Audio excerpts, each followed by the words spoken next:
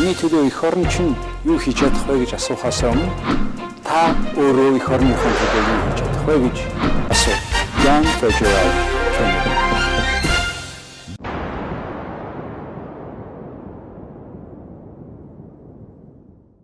Сайн байцгаана уу хүнд үзэгчдээ. Өнөөдөр манай defacto нэвтрүүлгийн зочноор Alisher Ali, Eurasia Management Capital Company гүйцэтгэх захирал ирээд байна.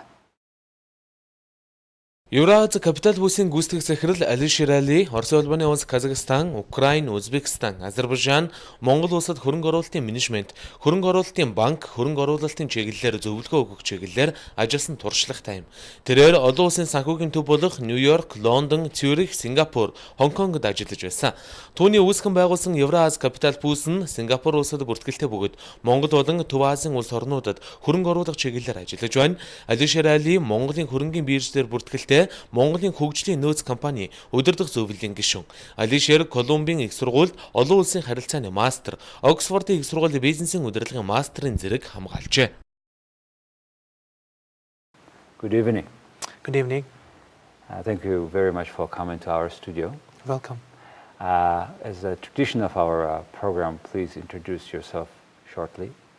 Who are your parents? Why you have decided to be a banker, and how come?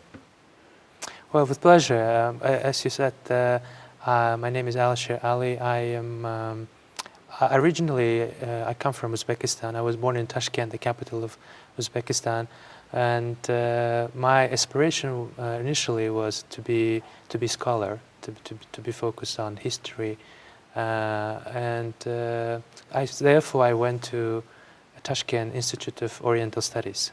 So I majored in Arabic and the history of Arab countries. However, in the early 90s, with the break of the Soviet Union, there were new opportunities that have emerged. So as a result, I was one of the finalists to join Edmund Muskie Fellowship Program, which was funded by the U.S. Congress, and which allowed me to study at the Columbia University in New York in mid-90s. And so I finished Columbia University with a degree in international affairs, and which then opened for me doors in international banking and finance. And this was, as you may remember, the time when the emerging markets started to become important, and the big investment banks from Wall Street start to hire people with the experience in emerging markets, with the language skills. And so this allowed me to get a job with Credit Suisse, First Boston, and this basically launched my career as an investment banker. And this is my main job, has been my main job for more than 15 years. How did your parents like it? My parents obviously were very proud of the career that I made, and I think that our generation should consider ourselves to be very lucky, because of those transformational changes that were brought into our part of the world after the break of the Soviet Union and the emergence of more than dozens of countries. And each of these countries, even though they face different challenges, I think the young generation that I belong to broadly have made it. And you also have studied at Oxford? Yes, I did. Yes. After New York? After New York, I did a number of years as investment banker around the world, in New York, London, Zurich, Moscow. And then I did MBA at Said Business School at Oxford, and I finished it in 2002. Wow. What was your first large investment working either with Credit Suisse or with anybody else back to former Soviet Union, any part of it?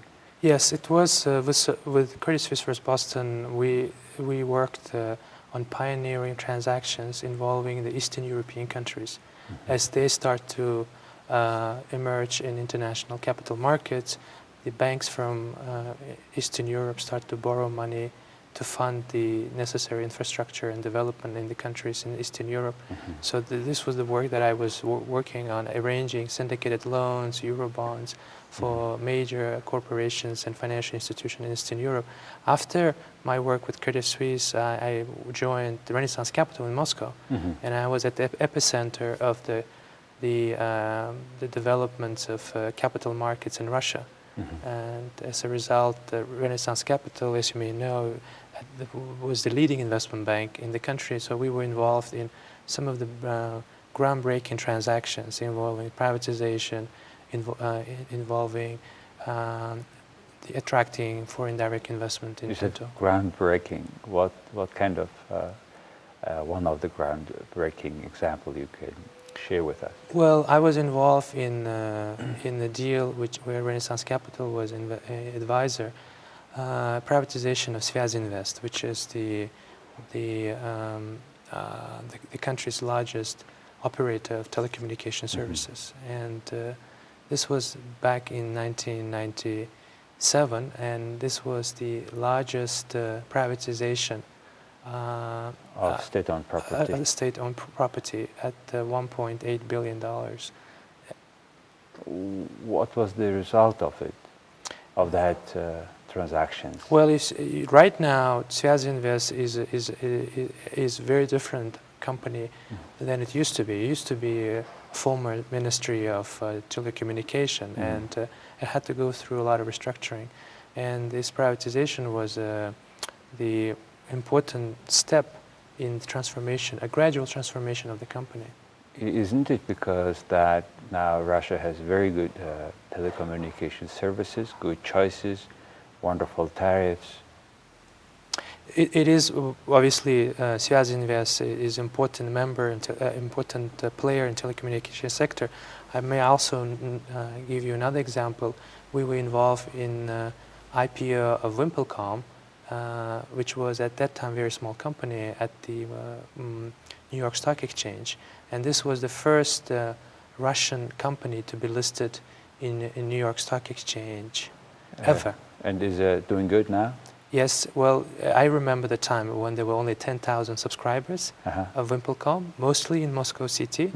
If you wanted to be a subscriber, you had to pay $1,000 down payment. Wow. Your local calls would cost you $3 a minute. Oh my! And now, Wimpelcom, 15 years forward, is a company that has close to 100 million subscribers around the world, and has a market capitalization in many billions of dollars. Yes. Transnational. Yes. How come you end up with Mongolia? Why you came? It's a very interesting story. I was invited by Euromoney to join and speak at the conference, which was held here in Ulaanbaatar in September 2007. So my first visit to Mongolia was only 3 years ago. And so when I came here, I spent 3 days, and what I saw here was very fascinating. I saw a lot of opportunities, and I guess my experience in Eastern Europe, in Russia, and later in Central Asia, particularly in Kazakhstan, gave me some insights in terms of how Mongolia will develop down the road, because I think it's a part of the evolution process. From your interviews and certain presentations I had a chance to see, I understand that you have been through these processes in Kazakhstan or Russia and other countries that in certain way we are going to do now. I think so. I think these countries in generally have similar trends. Obviously, each country has their own particularities in their development. But I think, what you look at in Eastern Europe or Russia or in Central Asia, and you compare that with Mongolia, I think both in terms of opportunities and challenges, these countries that go through the transitional periods, they have the same set of challenges and opportunities.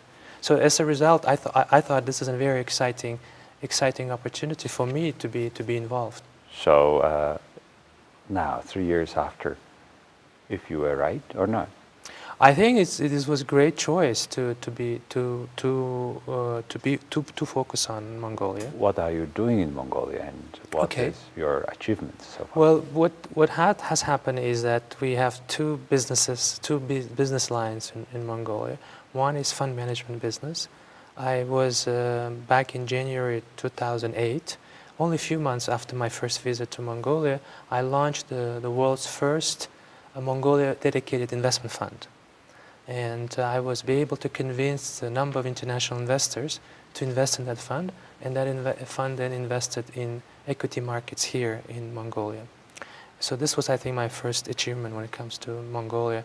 We also realized that the capital markets in Mongolia are at the infancy stage. And I worked in a number of investment banks, both global banks like Credit Suisse First Boston, and emerging market-focused ones like Renaissance Capital. And so that experience led me to conclusion that there's an opportunity here in Mongolia for development of investment banking industry. Yes. How large is the fund now? The fund basically is we invest not only in Mongolia but also in Kazakhstan, in Central Asia, also Russia, China. Overall, we manage over $100 million under